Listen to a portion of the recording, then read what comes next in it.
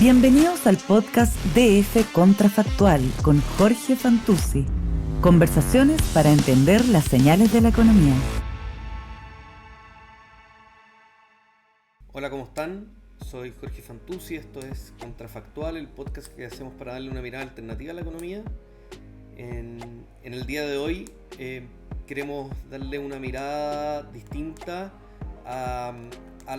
podemos decir, la conmemoración, el recuerdo de los 50 años del golpe que se cumplen este año 2023. Y para eso estamos preparando un especial que va a incluir varias conversaciones que queremos ofrecérselo a ustedes que nos escuchan para que vean cómo también desde el punto de vista económico hay una mirada a lo que fue el golpe de Estado del 73. Esta es la primera conversación que vamos a grabar con Felipe González. Felipe es profesor de Economía en la Queen Mary University of London, es doctor en Economía de la Universidad de Berkeley, fue profesor por muchos años también de la Universidad Católica, y que ha escrito, investigado mucho respecto de el golpe de Estado, los años de la dictadura y también algo también de los años previos, así que es una voz autorizada, podemos decir, en estos temas y por eso, Felipe, te agradecemos por querer participar en esta conversación. Muchas gracias por la invitación, Jorge, encantado de contribuir recordando los 50 años del golpe desde una mirada más académica. Felipe, quiero partir preguntándote sé que estás editando un libro respecto de justamente del golpe o del periodo de Pinochet en el poder, y tal vez nos puedes contar un poco de cuál es el interés de la edición de este libro, cuál es el objetivo, cuál es la mirada que le quieren dar para contarle a los que nos oyen y para que después además lean el libro. Encantado, efectivamente estamos editando un libro acerca de todo lo que ocurrió en Chile entre 1973 y 1990, con un énfasis bastante particular. En los últimos 10 años han visto un creciente número de artículos desde distintas disciplinas, historia, negocios, sociología, economía, tratando de entender la política pública que se implementó, cómo se implementó y cuál fue el impacto que tuvo en la economía, en las personas, en la vida diaria de esos años. Lamentablemente, como sucede mucho en la academia, toda esta investigación y este conocimiento que se ha generado en la última década está más bien disperso entre distintas disciplinas y se ha hecho difícil que conversen entre ellas. Entonces, el libro es un intento por tratar de empezar una conversación interdisciplinaria para poder dar al público una mirada más general, con muchas herramientas, respecto a lo que ocurrió entre 73 y 1990, y el libro en sí está escrito por 50% son mujeres, 50% son hombres, 50% académicos de Chile, 50% académicos de otros lados del mundo, pero lo común es que todas las personas han estado investigando estos años desde distintos puntos de vista hace ya casi una década. Entonces es más bien el conocimiento que se ha generado en los últimos 10 años puesto a disposición de un público más general para poder dar a conocer también el trabajo que se hace desde la academia. Oye, muy interesante. Yo te quiero preguntar, tal vez, de todas esas perspectivas que estabas relatando, te quería preguntar sobre la perspectiva más económica. Y algo que tal vez, leyendo tu investigaciones, tu currículum, con todas tus investigaciones, hay algo que se ve como que fuera un hilo conductor, y es que de alguna manera el golpe funciona como, corrígeme si tal vez estoy usando mal el concepto, pero como una especie de experimento natural, ¿no es cierto? Es como un shock bien drástico que cambió exógenamente un montón de dimensiones de la vida, y que sirve entonces para estudiar ese montón de dimensiones. No sé, en tu investigación hay temas electorales, de educación, de productividad de empresas. Todo eso se puede estudiar gracias a que ocurra este fenómeno. Sí, efectivamente. La verdad es que en economía mucha gente tiende a estudiar temas porque aparecen oportunidades como experimentos naturales para poder evaluar ciertas políticas públicas o el impacto de ciertas acciones que realiza el Estado o el sector privado. Mi interés en particular no viene por ese lado, viene más bien porque el libro de historia en donde yo estudié cuando era pequeño se acababa en 1969. Y yo nunca entendí bien por qué se acababa en 1969. Ni siquiera se tocaba la elección de Salvador Allende y todo lo que ocurrió después. Y siempre tuve mucha curiosidad por esos años. Y bueno, la vida me llevó a explorarla en básicamente toda mi carrera académica. Y efectivamente esos años se caracterizan más que por un experimento natural, yo diría que por cambios radicales, tanto en el periodo post-golpe de Estado 73 y también en el periodo de Salvador Allende entre el 70 y el 73, e incluso antes, incluso en la Revolución en Libertad, en el gobierno de Eduardo Frei, también hay bastantes cambios que se podrían considerar radicales. Entonces cada vez que existe un cambio en política pública que se da de manera rápida y de manera como certera, no significa que eso sea bueno una política pública, pero que se implementa de manera rápida y de manera medible, eso da la oportunidad para evaluar. Y por eso hemos podido evaluar el impacto que tuvo tanto la reforma agraria, por ejemplo, durante el gobierno de Eduardo Frei, como todos los cambios radicales que ocurrieron post-73. De hecho, hace poco tiempo estaba hablando con un joven y promisorio macroeconomista chileno que me hablaba de todos los cambios en política macro que se implementaron, los cuales están muy bien descritos en el libro reciente de Sebastián Edwards, que permiten efectivamente ir a testear muchas hipótesis de teoría económica que tienen que ver con los tipos de cambio, con flujos de capitales, que en realidad es muy difícil observar en el día de hoy o en otros países en la historia, porque son cambios que ocurrieron efectivamente muy rápido. Entonces permiten comparar y permiten dar evaluaciones. Ahora, yo diría que los cambios que ocurrieron son más complejos que un experimento natural y son un poco más complejos que exógenos. Entonces hay que ser un poco más creativo para poder efectivamente evaluar cuál fue el impacto que tuvieron esos cambios en la vida de las personas. Oye, bueno, de hecho hay harto de creatividad en los distintos papers o trabajos académicos que yo he leído de tu investigación. Quería partir tal vez por los efectos que han tenido estos, digámosle entonces, cambios radicales, cambios importantes que hubo después del golpe en educación. Quiero partir como por esa primera dimensión.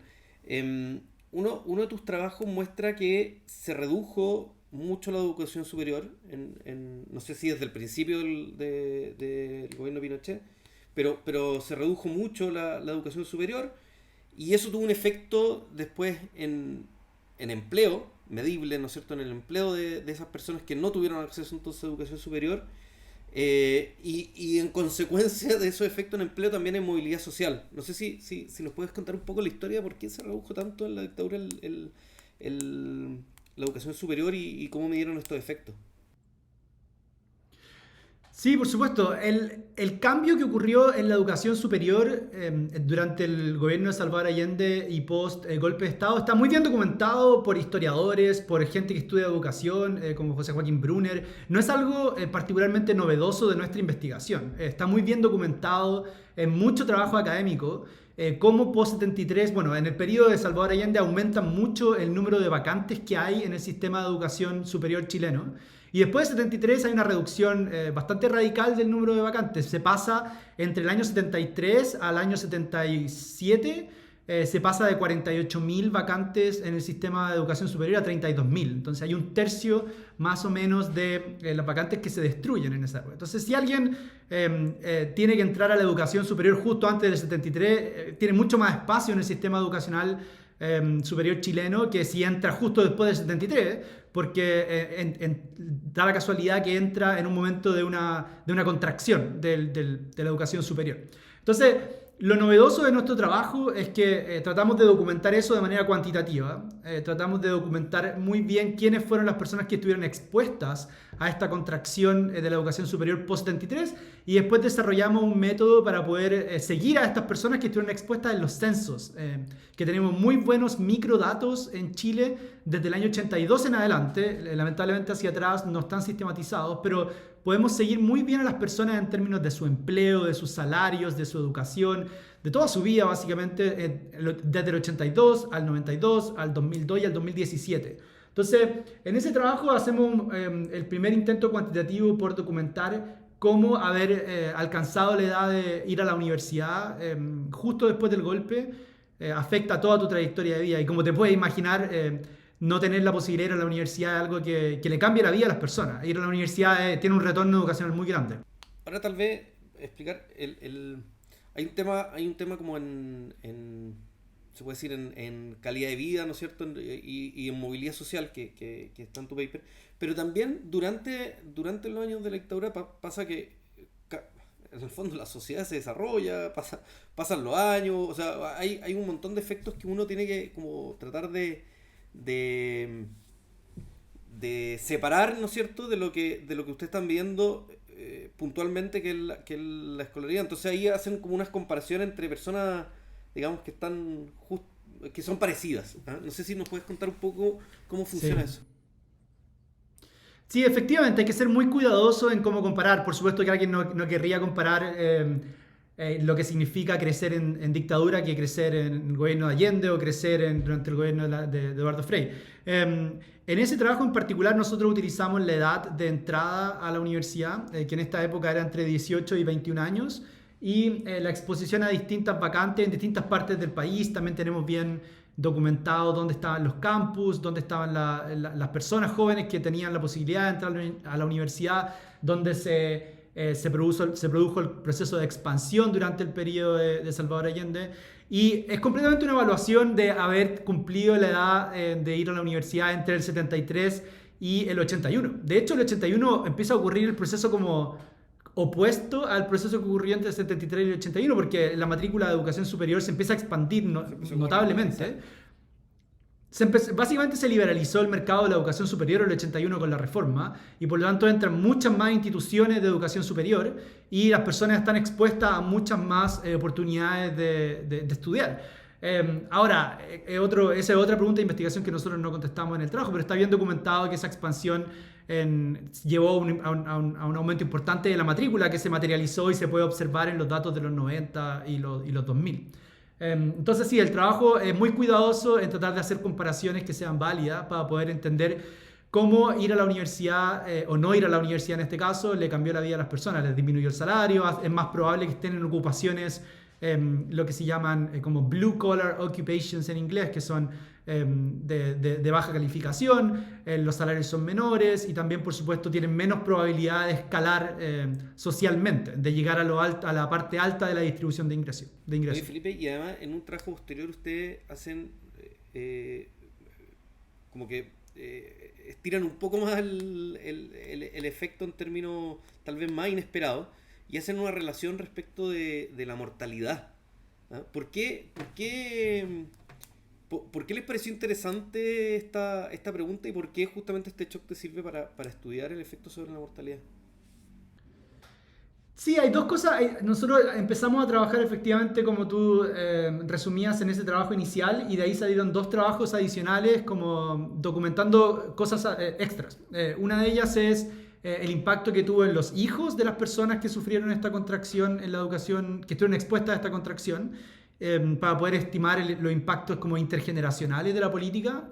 Y el segundo proyecto es efectivamente con mortalidad. La motivación para hacer eso es netamente académica. Hay una literatura muy grande que trata de medir el impacto que tiene la educación en la mortalidad a través de acceso a distintos tipos de salud. Pero todo ese trabajo académico se centra en expansión en educación primaria y secundaria. Entonces, esta es la primera vez que nosotros podíamos decir algo respecto a cómo la educación superior puede afectar la salud de las personas. Y no es sorprendente que esto afecte a la salud a través de distintos canales. Por ejemplo, cuando uno va a la universidad tiene obviamente mayor ingreso, y eso lleva a que tenga mejores accesos de salud. En el caso de Chile, que es un sistema de salud súper orientado al mercado, como market oriented, si uno tiene más dinero tiene acceso al sistema privado, que es de significativamente mejor calidad que el sistema público. Entonces, en este caso nosotros documentamos que las personas que cumplieron edad de ir a la universidad post-73 es más probable que tengan seguro público, o sea, que estén en FONASA y que utilicen hospitales públicos y por lo tanto tengan salud de peor calidad, y que eso lleva a que desarrollen más enfermedades crónicas, les den más ataque al corazón y se mueran más jóvenes también. Entonces el primer intento que trata de relacionar esto con la educación superior con la salud de las personas. Y también hay otras cosas que son menos quizás menos intuitivas a primer nivel, pero son igualmente importantes. Las personas que entran a la universidad típicamente terminan emparejadas con otras personas que también fueron a la universidad. Y eso hace que tu ingreso sea doblemente alto. Es alto porque tú tienes más ingresos porque fuiste a la universidad, y también el ingreso familiar es alto porque tu pareja también es muy probable que haya ido a la universidad. Entonces, básicamente ir a la universidad cambia no solamente tu propio ingreso, sino que también con quién te casas, con todo el ingreso familiar, el acceso que tienes a salud y a todos los bienes y tu bienestar, tanto personal, salud, como para toda tu vida. Y ese es un poco el punto de ese trabajo de investigación. Y yo decía que como que tu agenda tiene varias dimensiones de efectos sobre la vida que tuvo el golpe. Otra que es bien interesante, tal vez más directamente relacionada, tiene que ver con elecciones, ¿no? Ese es como el título que yo le puse, y hay varios trabajos estudio en eso. Hay uno que a mí me parece muy interesante, en el que se relaciona los sectores geográficos, creo que son comunas, más afectadas por la represión de la época post-golpe, con la votación que después hubo por el no en el plebiscito que terminó con el gobierno de Pinochet. Pero hay algo que es súper interesante, que tal vez lo puedes explicar, y es que uno no puede llegar y medir como cuál es la relación entre represión y votación por el no, porque uno no sabe cuál es el efecto causal ahí. Uno puede decir, bueno, hubo más represión porque eran comunas más de izquierda, más afines a lo que podría ser el voto del no. Entonces, ¿cómo separaron ahí correlación de causalidad, este mantra de los economistas? Sí. ¿Y qué fue lo que encontraron? Sí, hay dos cosas que yo creo que son particularmente interesantes de ese trabajo. La primera es la sistematización de la idea que la represión tiene un efecto no trivial en el apoyo que pueda tener la dictadura en este caso. La dictadura puede ser muy exitosa en implementar represión, y eso puede llevar a mucho miedo de las personas y puede llevar también a mucho control. Y eso puede hacer que las personas tengan menos o tengan más miedo de votar en contra de la dictadura. Entonces puede generar un efecto como positivo electoralmente para la dictadura a través del miedo y del control. Pero al mismo tiempo también puede, como dicen los economistas, backfire, ¿cierto? Puede ser que las personas realmente sufran mucho, se enojen, se den cuenta del tipo que es el dictador, y en este caso quieran, como por supuesto, votarlo en cualquier oportunidad que tengan. Entonces, en ese caso, la relación que existe entre la represión y el apoyo, en este caso electoral, de una dictadura no es trivial, y depende de cuál de los dos efectos dominen. Entonces, esa es la motivación inicial, y después viene un problema añadido, que es efectivamente que no podemos simplemente comparar lugares que tuvieron alta represión con lugares que tuvieron poca represión, porque sabemos que en Chile la represión fue sumamente focalizada en grupos de izquierda. Básicamente, si alguien se rebelaba militante de algún partido de izquierda, o si tenía algún link con alguien de izquierda, era más probable que sufriera de algún tipo de violencia, represión del Estado. Entonces necesitamos algún tipo de lo que llamamos los economistas estrategia de identificación. Y ahí fue cuando nosotros nos dimos cuenta de dos cosas que son clave. Primero, es que la gran mayoría de la represión que se implementó durante la dictadura, si bien fue constante durante todos los años, más del 50% fue en los primeros 4 meses luego del golpe. En esos meses los militares no estaban desplegados en todo el país. Estaban desplegados principalmente donde estaban los regimientos militares. Entonces nosotros lo que hicimos teníamos una fuerte hipótesis de que la represión iba a ser mucho más fácil de implementar en lugares donde los militares ya tenían control, que era cerca de los regimientos militares. Es como una ventaja geográfica, ¿no es cierto?, en los datos. O sea, decir, los regimientos no estaban en todos los lugares, estaban en algunos lugares, y en esos lugares era más probable que hubiera represión los primeros meses. Exactamente, y la idea es muy sencilla. Si alguien vive muy lejos de los regimientos militares, era muy difícil toparse con un militar post-73, pero si uno vivía muy cerca, por ejemplo en Santiago hay un regimiento hay varios, pero hay un regimiento muy cerca, entonces claramente uno estaba más expuesto a esta violencia que venían desde los militares post-golpe de Estado. Entonces eso no era todo, esa era como la primera idea de identificación, como decimos. Y bueno, nos tomó más de un año reconstruir toda la historia de las bases militares de Chile, básicamente, y teníamos que también entender por qué se localizaron en cada uno de los lugares donde estaban, porque las bases militares tampoco se tiran desde un helicóptero y que caigan donde caigan, son son ubicaciones extremadamente geográficas, como extremadamente estratégicas en términos geográficos, típicamente cuidan fronteras, pero no tienen un posicionamiento necesariamente político. Claro. Las bases militares no se posicionan en un lugar porque sean más de izquierda o más de derecha. Entonces, esa era nuestra intuición, y después de reconstruir toda la historia, efectivamente pudimos documentar que no tienen un posicionamiento político, pero sí afectan mucho la represión. Y desde ahí construimos un argumento que nos permite efectivamente testear empíricamente si la represión llevó o no llevó a que la gente votara más en contra de la dictadura, y eso es efectivamente lo que encontramos, que la gente en lugares donde hubo más represión votó más por el no. Algo que tampoco debería sorprender a mucha gente, algo que en la época se conocía bastante, y también hay que recordar que esto importa particularmente en Chile, en un contexto donde había mucha censura. Entonces, si alguien vivía en un lugar aislado donde no vio nada y no ve mucha represión, esas personas dependían fuertemente de los medios de comunicación para informarse o de lo que escuchaban de sus redes sociales. Entonces, esas personas eran más susceptibles a no estar muy al tanto de lo que estaba sucediendo. Pero si tú vivías al lado de una base militar y a tu hermano lo mataron, claro, un vecino, claramente estás informado de lo que está pasando. Entonces, la información que tienen las personas también depende mucho de su posicionamiento geográfico en el contexto de censura. Entonces, eso es algo que también sistematizamos teóricamente en el paper para documentar el argumento. Bueno, y de censura y sin acceso a internet, a redes Exacto. sociales. Bueno.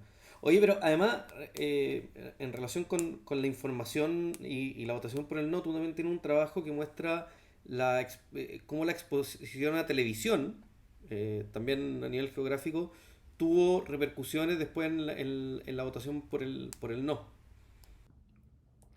Sí, efectivamente, es algo que, bueno, todas las personas que vimos la película El No y que hemos estado al tanto, nuestros padres, madres o familiares que participaron de esa elección, es algo que estaba en boca de todos, ¿cierto? La campaña fue muy popular, se transmitía a un horario casi estelar y mucha gente estuvo muy conmovida por toda la información que se reveló en esos spots publicitarios en televisión que corrieron durante un mes antes del plebiscito del 5 de octubre del 88. Y en esos spots se reveló mucha información respecto a represión. Yo creo que lo que la gente más se acuerda es cuando Caselli salió hablando de la represión, o otras figuras como muy populares. Entonces, la primera vez que puso en la conversación del día a día cosas que habían ocurrido, en ese entonces, en los últimos 15 años. Y esta idea de que esa campaña fue muy importante para el voto por el no, está en boca de todos, y muchos académicos lo han sugerido también, y se han intentado medir de distintas maneras. Es difícil cuantificarlo, y nosotros diseñamos una pequeña estrategia estadística para poder documentar cuánto efectivamente ganó el no, y nosotros calculamos que la televisión permitió que el no tuviera un poco más de puntos que los que hubiera tenido, pero no creemos que haya sido la razón por la cual ganó el no, pero definitivamente contribuyó a que más gente votara por esa opción. Oye, y en términos de elecciones también hay un tema que es bien interesante, y que tiene que ver con los alcaldes. Usted en el fondo compararon o vieron el efecto que tuvo en algunas comunas que compitieran en la primera elección democrática alcaldes que venían de la dictadura, y encuentran como una especie de efecto como premio, ¿no es cierto? De esto es como el efecto incumbente. Oye, dado que la gente ya me conoce porque vengo de antes, bueno, es más fácil que salga elegido. Y además encuentran un efecto como de persistencia. O sea, además tienen un efecto en otras elecciones de los partidos afines a Pinochet en esa zona. Así es, ese trabajo a mí personalmente me gusta mucho, porque los gobiernos locales en general es algo de lo que se habla poco durante el periodo de la dictadura. Hay un libro publicado en LOM acerca de los gobiernos locales, pero no tiene muchos datos. Entonces, nosotros estábamos muy curiosos por tratar de entender bien qué pasó en las municipalidades y con las alcaldías en esa época. Y lo primero que hicimos fue recopilar todos los datos de los nombramientos. Los militares siguen siendo militares y hay algún tipo de institucionalidad durante esos años, por supuesto. Entonces, cada vez que se nombraba un alcalde, se hacía un nombramiento y quedaba un documento en la Contraloría General de la República. Y básicamente lo que nosotros hicimos fue recopilar todo eso. Creo que son 1100 nombramientos y los sistematizamos para poder saber quién fue el alcalde en cada año entre el 73 y el 92. Y nos dimos cuenta, entonces lo primero que hacemos en ese trabajo es como tratar de entender bien cada cuánto tiempo se removían los alcaldes. No era cada 4 años como que la dictadura sacaba a todos y nombraba unos nuevos, sino que los sacaban más o menos cuando querían. No hay muchas variables que pueden predecir eso, de hecho. Y otra cosa que nos llamaba la atención es que, bueno, la gente se lo olvida, pero los alcaldes no se escogieron antes de la transición a la democracia. La primera elección de alcalde fue el año 92. Y por lo tanto, eso de significa hecho, yo no que los alcaldes...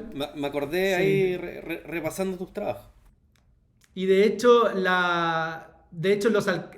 eso fue una de las negociaciones más complicadas que hubo entre la Concertación y la dictadura, porque no se llegó a acuerdo antes de que Elwin asumiera el poder, y después hubo que hacer más negociaciones para finalmente en el año 91 se acordó que se iba a dar una elección de alcalde. Hubo una reasignación de alcalde, algunos alcaldes de algunas comunas en el año 90, pero no mucho.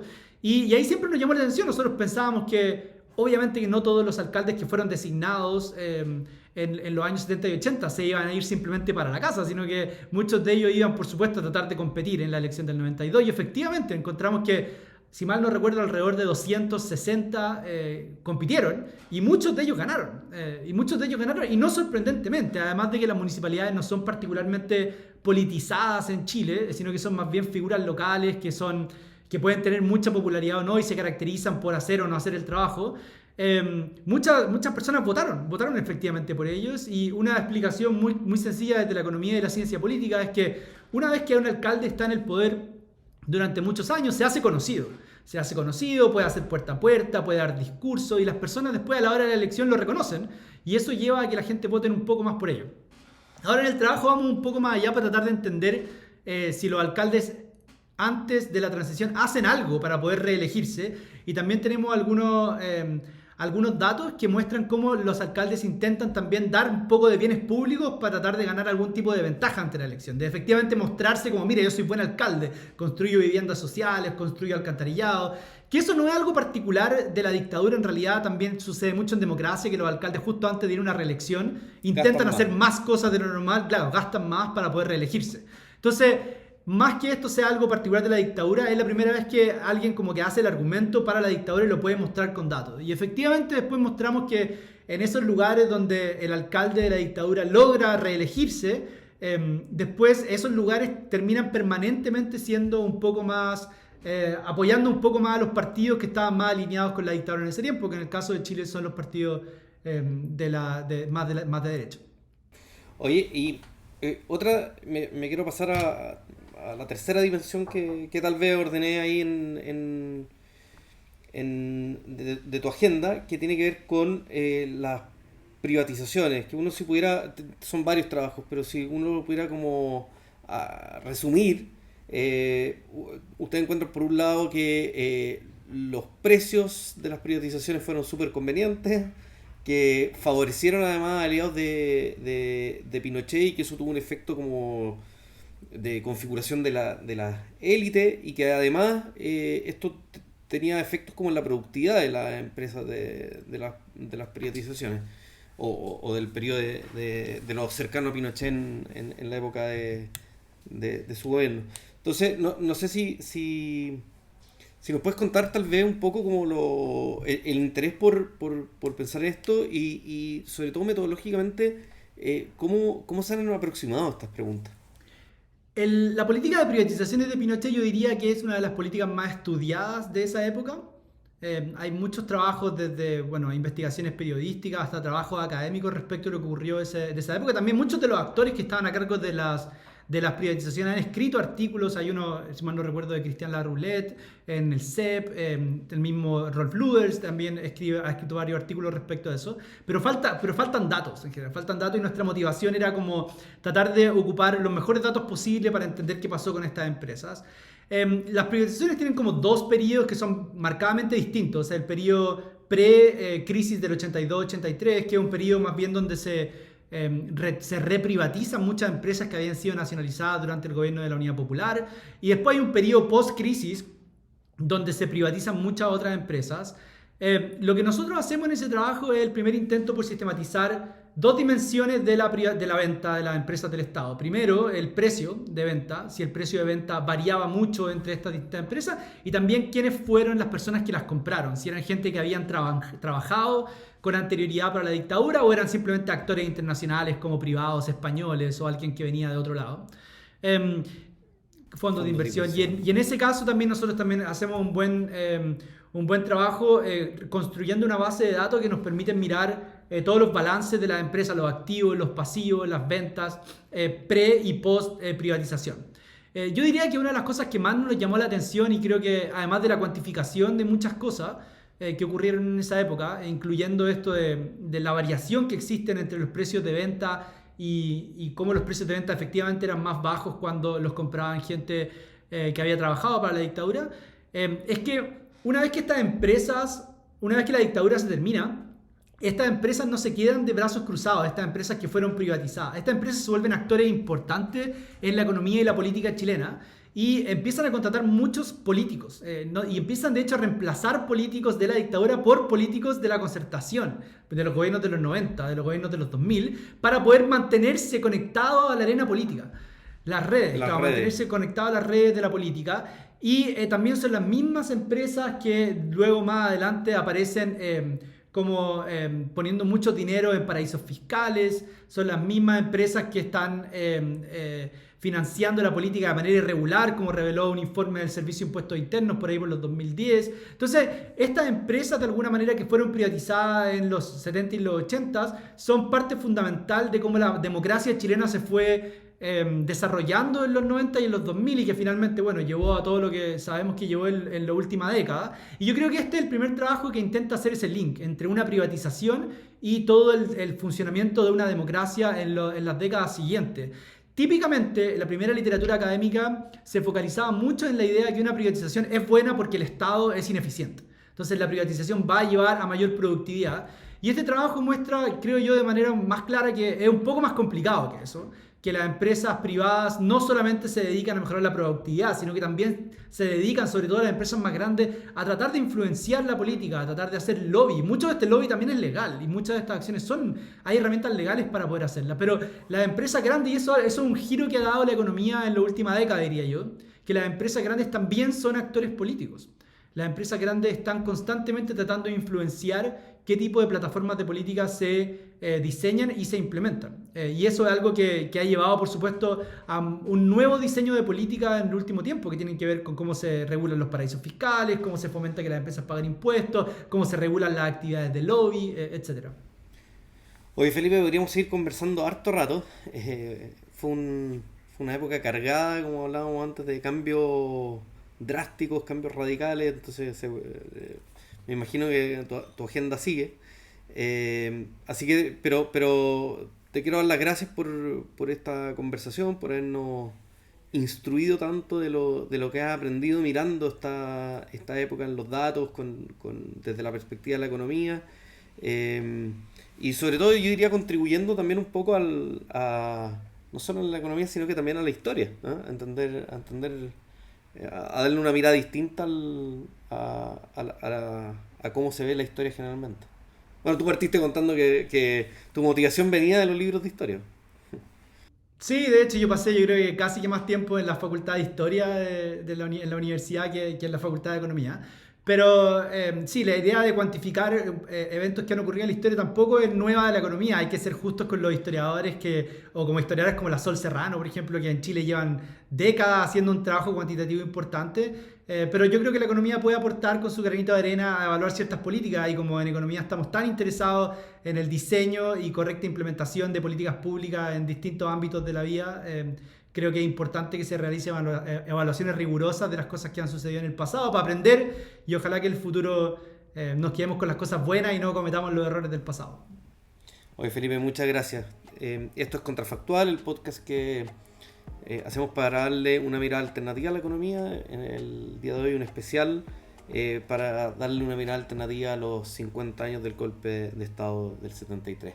Muchas gracias a todos por escucharnos. Esto fue Contrafactual, conversaciones para entender las señales de la economía, un podcast de Diario Financiero.